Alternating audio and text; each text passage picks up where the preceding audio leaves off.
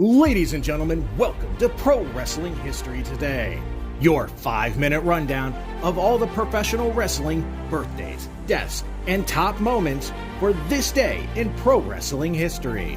I'm your host, the eclectic gentleman, Stephen Watts, reminding you to like, share, and subscribe, and comment below on what moment in history was your favorite today.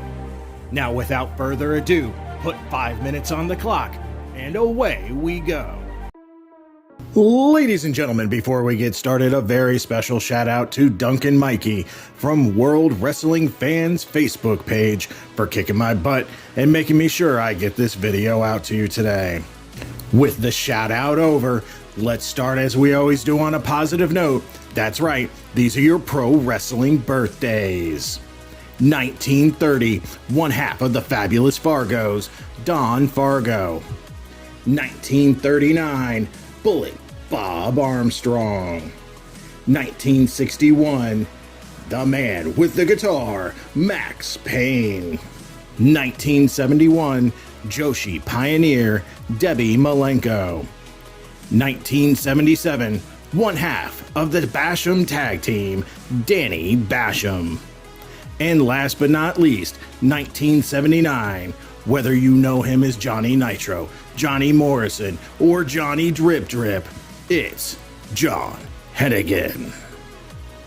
Of course, on the flip side of that coin, your pro wrestling deaths for October 3rd. 2000, Stampede legend, Klondike Bill. 2017, the voice of a wrestling generation, Lance Russell. All right, enough of the sad stuff. It's time to get to the meat and potatoes. That's right, these are your pro wrestling history highlights for October 3rd. 1967, Brute Bernard and Mike Pedalis beat Fritz and Waldo Von Erich for the NWA American Tag Team titles. Take that, you dirty Nazis. Jump into 1983. Austin Idol defeats Stan Hansen for the AWA International Heavyweight title. A 5-year jump to 1988. The CWF, the Continental Wrestling Federation, crowns their first champion in a tournament final that sees Tom Pritchard beat Tony Anthony. Grabbing my flannel and going to the decade of grunge, 1991.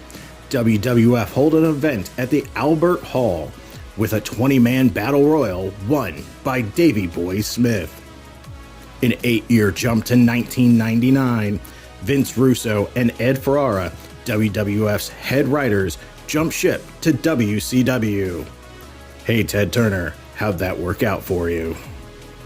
2004, No Mercy pay-per-view is headlined by JBL defeating The Undertaker to retain the WWF title.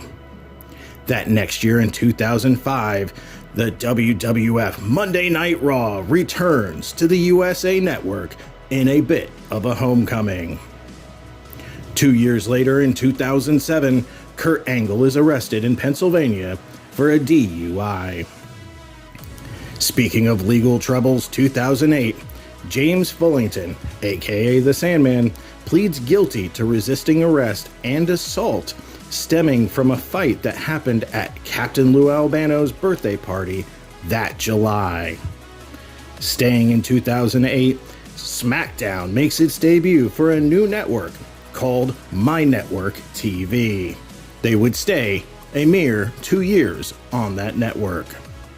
And last but not least, 2010, Hell in the Cell pay-per-view runs a main event of brother versus brother for the WWE World Heavyweight title as Kane retains over The Undertaker. Those were your short but sweet pro wrestling history highlights for October 3rd. I'm the eclectic gentleman, Stephen Watts, and we'll see you tomorrow.